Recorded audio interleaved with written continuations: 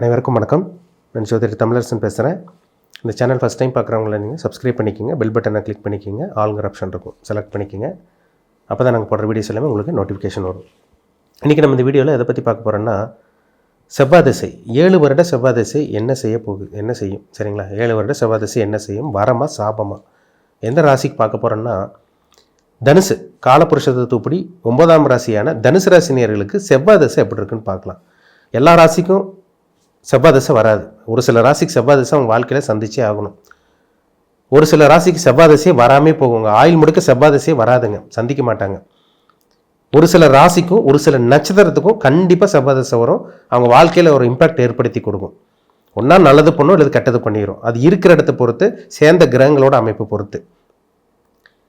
இப்போ பார்த்திங்கன்னா மூலம் தனுசு ராசின்னா உங்களுக்கு மூலம், பூராடம், உத்திராடம் இந்த 3 நட்சத்திரத்தில் தான் பிறந்திருப்பீங்க சரிங்களா?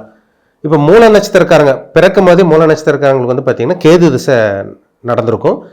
ரெண்டாவதாக பார்த்திங்கன்னா கேது திசை முடிஞ்சு சுக்கிர திசை 20 வருஷம் நடந்திருக்கும். மூணாவதாக பார்த்திங்கன்னா சூரிய திசை நடந்திருக்கும் 6 வருஷம். நாலாவதாக சந்திர திசை உங்களுக்கு 10 வருஷம் நடந்திருக்கும். அஞ்சாவதாக உங்களுக்கு செவ்வாய் திசை 7 வருஷம் நடக்கும். 7 வருஷம் செவ்வாய் திசை நடக்கும் உங்களுக்கு சரிங்களா? பூராட நட்சத்திரக்காரங்களுக்கு பிறக்கும் போதே சுக்கிர திசை. அப்புறம் பார்த்திங்கன்னா உங்களுக்கு சூரிய திசை ஒரு 6 வருஷம் நடக்கும். சூரிய திசை சுக்கிர திசை முடிஞ்சு உங்களுக்கு சூரிய திசை ஒரு 6 வருஷம் நடக்கும். அதுக்கப்புறம் சந்திர திசை ஒரு 10 வருஷம் நடக்கும். அப்புறம் நாலாவதாக செவ்வாய் திசை 7 வருஷம் நடக்கும். உத்திராட நட்சத்திரக்காரங்களுக்கு பிறக்கும் போதே உங்களுக்கு பார்த்திங்கன்னா சூரிய திசை, அதுக்கப்புறம் உங்களுக்கு சந்திரன் ஒரு 10 வருஷம் திசை நடத்துவார். அதுக்கப்புறம் மூணாவதாக உங்களுக்கு செவ்வாய் 7 வருஷம் திசை நடத்துவார். இதுதான் கான்செப்ட் சரிங்களா? அப்போ எல்லாத்துக்கும் ஒரே டைமில் திசை வராது. தனுசு ராசினா ஒரே நேரத்துக்கு செவ்வாய் திசை வராது. அவங்கவுங்க வயதுக்கு தகுந்த மாதிரி, அவங்கவுங்க நட்சத்திரத்துக்கு தகுந்த மாதிரி, நட்சத்திர பாதத்துக்கு தகுந்த மாதிரி, என்ன நட்சத்திர பாதத்தில் பிறந்தீங்களோ அதுக்கு தகுந்த மாதிரி அந்த செவ்வாய் திசை நடத்துவார் சரிங்களா? செவ்வாய்ங்கிறது ஒரு நெருப்பு கிரகம். செவ்வாய்ங்கிறது ஒரு ராஜ கிரகம். சூரியனுக்கு அடுத்தபடியாக இருக்கக்கூடிய சூரியன் பார்த்திங்கன்னா அரசன். செவ்வாய் தளபதி. செவ்வாய் ஒரு போர் கிரகம். இப்போ ஒருத்தர் பார்த்திங்கன்னா செவ்வாய் ஜாதகத்தில் வலுத்தவங்க பார்த்திங்கன்னா ஒரு வேகமும் விவேகமும் நல்ல துடிப்பானவர்கள், ஒரு கட்ஸான ஒரு ஆளாக இருப்பாங்க. எதுக்கும் பயந்துக்க மாட்டாங்க. தைரியத்தை கொடுக்குற கிரகமே செவ்வாய் தான். செவ்வாய் ரத்தத்துக்கு உண்டான கிரகம். உடம்புல ஒரு மனுஷ உடம்புல ஒரு ரத்தத்துக்கு உண்டான பிளானட்டே செவ்வாய் தான். ரத்தக்காரகன் சொல்லுவாங்க. சகோதரக்காரகன் அதே தான் சரிங்களா? இளைய சகோதரன் அந்த ஜாதகத்தில் சகோதர அமைப்பு இப்படி இருக்கும். ரத்த சொந்த பந்தங்களோட அவங்களுக்கு பகை ஏற்படுமா ஏற்படாதா, இது செவ்வாயை வச்சு நம்ம சொல்லிடலாம். செவ்வாய் சனியோட காம்பினேஷனில் இருக்கக்கூடாது. செவ்வாய் சனி காம்பினேஷன் ரத்த உறவினர்களோட ஏதோ ஒரு காலகட்டங்களில் அவங்களுக்கு பகை ஏற்பட்டுரும். செவ்வாய் ராகுட சேர்ந்தவங்களுக்கு அதே மாதிரி தான். ரத்த உறவினர்களால் பகை, அவங்க சித்தப்பாக்க அவங்களுக்கு ஆகாமல் இருக்கும். ரத்த சொந்தங்களோட பகை ஏற்படுறது, அவங்களுக்கு அடிக்கடி சண்டை விரோதம் இதெல்லாமே வரும். செவ்வாய் ராகு செவ்வாய் சனி காம்பினேஷன் இருக்கவங்களுக்கெல்லாம். அதே மாதிரி செவ்வாய் ராகு செவ்வாய் சனி இருக்கவங்களுக்கெல்லாம் பாருங்கள். செவ்வாய் கேதுவும் அதே மாதிரி தான். செவ்வாய் கேது, செவ்வாய் ராகு, செவ்வாய் சனி இந்த காம்பினேஷன் இருக்கவங்க அடிக்கடி பல்லில் பிரச்சனை, ரத்தத்தில் அடிக்கடி இன்ஃபெக்ஷன் ஆகுறது, பல்லில் ரூட் கேனல் பண்ணுறது, கிளிப்பு போடுறது, இந்த மாதிரி விஷயங்கள்லாம் பார்த்திங்கன்னா இந்த செவ்வாய் சனி காம்பினேஷன் கொடுக்கும். சொந்தக்காரங்களோட அந்த சொந்தக்காரங்களோட அப்பா சொந்தமோ இல்லை அம்மா சொந்தமோ ரத்த உறவினர்களோட பகை ஏற்பட்டுகிட்டே இருக்கும். இதெல்லாமே இந்த செவ்வாய் சனி, செவ்வாய் ராகு, செவ்வாய் கேது காம்பினேஷன் தான். இந்த அமைப்பு இருக்கக்கூடாதுங்க. பகை கிரகங்களோட செவ்வாய் சேரக்கூடாது. சேர்ந்தாலே பஞ்சாயத்து தான், பிரச்சனை தான். இப்போ நீங்கள் எந்த லக்னம் பார்த்தீங்கன்னா செவ்வாய்க்கு எந்த லக்னத்துக்கு ஒரு உகந்த லக்னம் செவ்வாய் திசை வேலை செய்யும். மேஷ லக்னத்துக்கு செவ்வாய் திசை அருமையாக இருக்கும். ஏன்னா அவர் லக்னாதிபதியே வேலை செய்வார். அவர் 8ஆம் இடத்துல இருக்கக்கூடாது. லக்னத்தில் இருந்தால் உங்களுக்கு நல்லது தான். 8ஆம் இடத்துல இருந்தால் தேவையில்லாத பிரச்சனைகள், விபத்துகள், அடிக்கடி வெட்டுக்காயம், அறுவை சிகிச்சை, உடம்புல தையல் போடுறது, ஹாஸ்பிட்டலில் அட்மிஷன் ஆகுறது, அது அந்த உடம்புலேருந்து ரத்தம் வெளியே போகணுன்னாலே அவங்களுக்கு செவ்வாய் திசை நடக்கும். பாவகிரக சம்மந்தப்பட்டு இல்லை மறைவிஸ்தானத்திலிருந்து செவ்வாய் ஒரு கொடூரமான ஒரு அமைப்பில் இருப்பார். அவங்களுக்கு தான் அந்த ஹாஸ்பிட்டல் செலவு, மருத்துவ செலவு, ஹாஸ்பிட்டலைசேஷன், அடிக்கடி பார்த்திங்கன்னா ஊசி, மாத்திரை, மருந்து, தையல் போடுறது, ரத்தம் வெளியே வர்றது எல்லாமே இந்த செவ்வாயோடது தாங்க. அந்த 7 வருஷம் நடக்கும்.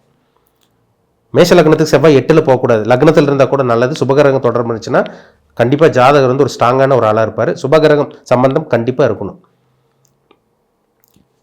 சிம்ம லக்னக்காரங்களுக்கும் கடக லக்னக்காரங்களுக்கும் செவ்வாய் அருமையாக வேலை செய்யும். செவ்வாய் திசை 7 வருஷம் சூப்பராக வேலை செய்யும் உங்களுக்கு.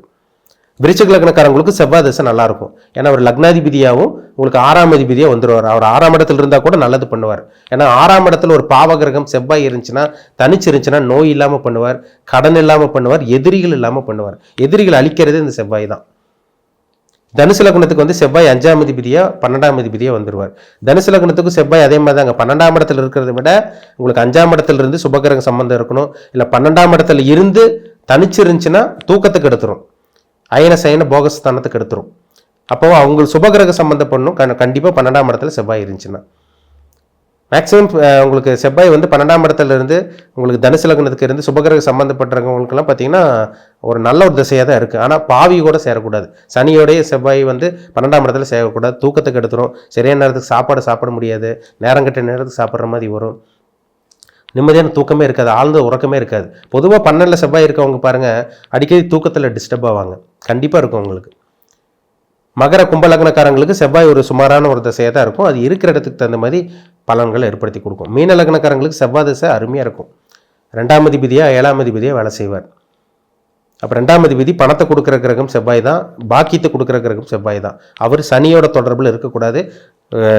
பணப்பிரச்சனை, பாக்கியங்கள், அதிர்ஷ்டம் எல்லாமே கெட்டு போகும்னு அர்த்தம்.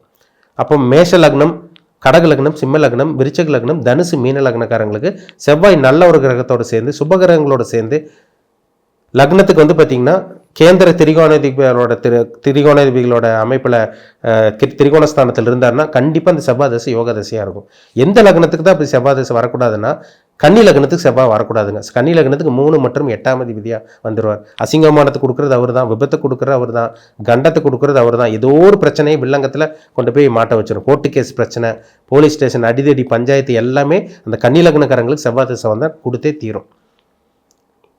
மிதுன லக்னக்காரங்களுக்கு கடன் தொல்லை கொடுத்துரும், நோய் பிரச்சனை கொடுத்துரும், தீராத நோய், கடன் தொல்லை, எதிர்ப்புகள், இதெல்லாமே இந்த 7 வருஷம் செவ்வாய் திசையில் இருக்கும். ஏன்னா அவர் 6ஆம் அதிபதியே செயல்பட்டுருவார். அவர் 11ஆம் இடத்துல இருந்தால் கூட உங்களுக்கு நல்ல விஷயங்கள் கொடுப்பார். அது 6ஆம் இடத்தோட தொடர்பில் இருந்துட்டாருன்னா கண்டிப்பாக கெடுபலங்கள் தான் அங்கே இருக்கும் அந்த செவ்வாய் திசையில். அப்போ கன்னி லக்னத்துக்கும் மிதுன லக்னத்துக்கும் செவ்வாய் வந்து ஒரு அவயோகி கிரகம், கெட்ட கிரகமாக இருக்கிறதுனால அந்த லக்னத்துக்கு செவ்வாய் திசை வர்றவங்க கவனமாக இருங்க. அந்த டைமில் தொழில் பண்ணக்கூடாது, வேலையை மாற்றிடக்கூடாது. ஃப்ரெண்ட்ஷிப் வருவாங்க, அவங்களாலே கெட்ட பேர் வரும். கடன் வாங்கினா பெரிய கடனில் போய் லாக்காக வைப்பாங்க. இதெல்லாமே வந்து பார்த்திங்கன்னா அந்த செவ்வாய் திசையில் நடக்கும். அசிங்கமானம், விபத்து, கேவலப்படுறது, தொடர்ந்து தோல்வி சந்திக்கிறதெல்லாம் பாருங்கள் கன்னி மிதுன லக்னக்காரங்களுக்கு செவ்வாய் திசை நடந்துகிட்டு இருக்கும். அவங்க தான் பிரச்சனைகள் இருப்பாங்க. வாழ்க்கையே போராட்டங்க சார், எந்த இதுவும் உங்களுக்கு நடக்கல, நல்லது நடக்கல, நாங்களும் எவ்வளோ பரிகாரம் பண்ணிட்டோம், என்னென்னமோ பண்ணி பார்த்தோம், ஒன்றும் வேலைக்காக மாட்டேங்குது, எங்கள் வாழ்க்கை எப்போ மாறும்னு கேட்குறாங்க. பார்த்தீங்களா, ஜாதகத்தை பார்த்தா செவ்வாய் கெட்டு போயிருப்பார். செவ்வாய் சனியோடையோ ராகோடையோ இந்த மாதிரி அமைப்புலலாம் கெட்டிருப்பார் கண்டிப்பாக. செவ்வாய் சுக்கிரனோடு இருந்தால் செவ்வாய் திசை நல்லா இருக்குங்க. செவ்வாய் வந்து குருவோட தொடர்பில் இருந்துட்டாருன்னா செவ்வாய் திசை பெருசாக கெடுக்காது, உங்களை நல்ல ஒரு அமைப்பு கொடுத்துரும். ஆனால் பொதுவாகவே கன்னி லக்னத்துக்கும் மிதுன லக்னத்துக்கும் செவ்வாய் அவயோகி கிரகமாக வரனால நெகட்டிவான விஷயங்களை தான் கன்னி மிதுன லக்னக்காரங்களுக்கும் நிச்சயமாக அந்த செவ்வாய் திசை கொடுக்குங்கிறதுல டவுட்டே கிடையாது. கன்னி லக்னக்காரங்க மிதுன லக்னக்காரங்க மட்டும் செவ்வாய் திசை நடக்கும்போது எச்சரிக்கையே கவனமாக இருங்க, சரிங்களா. மற்ற லக்னக்காரங்களுக்கு கூட செவ்வாய் திசை வந்து சுபகிரகங்களோட தொடர்பு பார்வை இருந்துச்சுன்னா ஓரளவுக்கு நல்லது பண்ணிட்டு தான் போகும். பொதுவாகவே மேஷ லக்னம், கடகம், சிம்மம், விருச்சிகம், தனுசு, மீனம் இந்த லக்னத்துக்கு கண்டிப்பாக செவ்வாய் திசை ஒரு நல்ல ஒரு திசையாக இருக்கும். ஆனால் அவர் வந்து பாவகிரகத்தோட சனியோடைய ராகுடைய சேராமல் இருக்கிற வரைக்கும் நல்லது. சேர்ந்துட்டாருன்னா அவரால் யோகத்தை செய்ய முடியாமல் போயிடும். அவ்வளோதான் டிஃப்ரென்ஸ், சரிங்களா. உங்கள் பிறப்பு ஜாதகத்தில் செவ்வாய் எப்படி இருக்காரு, உங்களுக்கு சாதகமாக பாதகமாக, உங்கள் வயசு என்ன, நீங்கள் என்ன நட்சத்திரம், தனுசு ராசி நீங்கள் என்ன நட்சத்திரத்தில் பிறந்திருக்கீங்க, இப்போ உங்கள் ஏஜ் எப்படி, ஏஜ் என்ன பிளானட்டோட இம்பேக்டில் இருக்கீங்க, இதெல்லாமே உங்கள் பிறப்பு ஜாதகத்தை பார்த்து தெரிஞ்சுக்குங்க. மீண்டும் அடுத்த பதிவில் சந்திக்கும் வரை உங்களிடமிருந்து விடைபெறுவது உங்கள் ஜோதிடர் தமிழரசன். இந்த சேனல் பிடிச்சிருந்தா உங்கள் நண்பர் உறவினருக்கும் ஷேர் பண்ணுங்கள், லைக் பண்ணுங்கள், சப்ஸ்கிரைப் பண்ணுங்கள், பெல் பட்டனை கிளிக் பண்ணிக்கோங்க, ஆளுங்கிற ஆப்ஷன் இருக்கும் அதையும் செலக்ட் பண்ணிக்கோங்க. அப்போ தான் நாங்கள் போடுற பதிவுகள் எல்லாமே உங்களுக்கு நோட்டிஃபிகேஷன் வரும், சரிங்களா. நன்றி, வணக்கம்.